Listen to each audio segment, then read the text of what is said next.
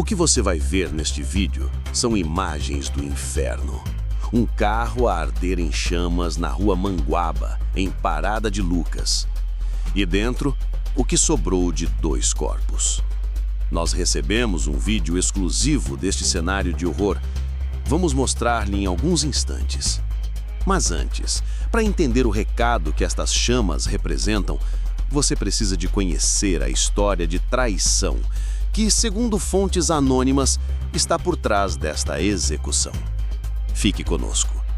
E se você está farto de ver a impunidade, inscreva-se agora. Deixe o seu like e comente "Chega de violência". A sua interação é o que nos permite continuar. Parada de Lucas. Um bairro que deveria ser apenas mais um no mapa do Rio de Janeiro, mas que se tornou um dos quartéis generais do 3º Comando Puro, o TCP, um lugar onde a lei do Estado não entra. E foi lá, na rua Manguaba, que este carro foi encontrado. A polícia foi chamada, isolou a área e a história oficial começou a ser escrita.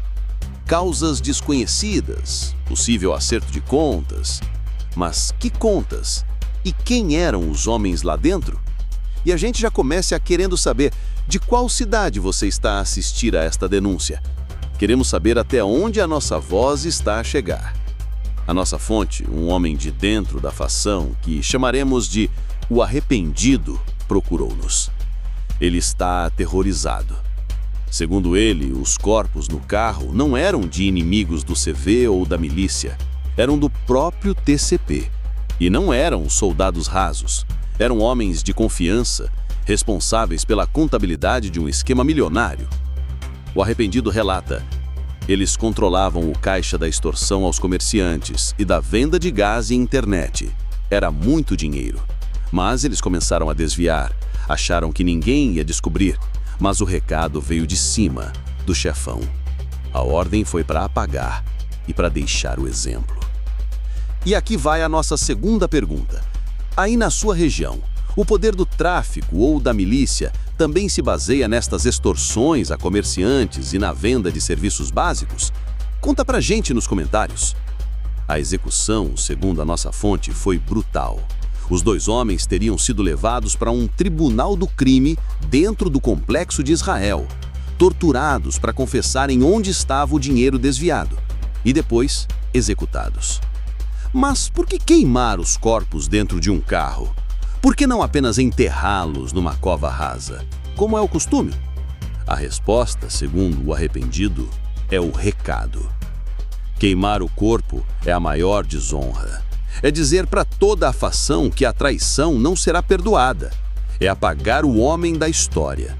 O fogo purifica a traição.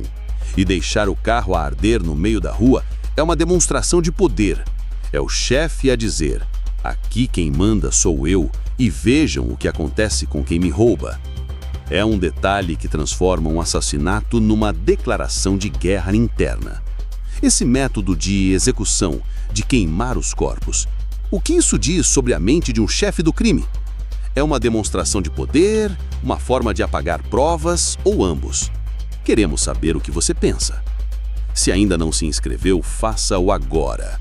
A sua inscrição é um voto pela verdade. A história que a nossa fonte conta revela o nível de organização e crueldade destas fações. Eles não são apenas bandidos, são uma empresa, com hierarquia, contabilidade e um código penal próprio onde a pena máxima é quase sempre a morte. As imagens que você vai ver agora são reais. Foram enviadas pelas nossas fontes anônimas.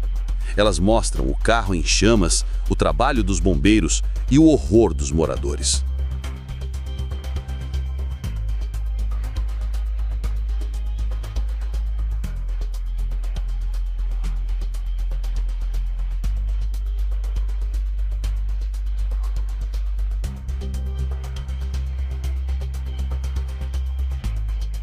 O que você acabou de ver é a realidade crua de uma guerra que não aparece nos jornais. A polícia vai investigar, mas a nossa fonte duvida que chegue em algum lado. Investigar quem? Ele pergunta.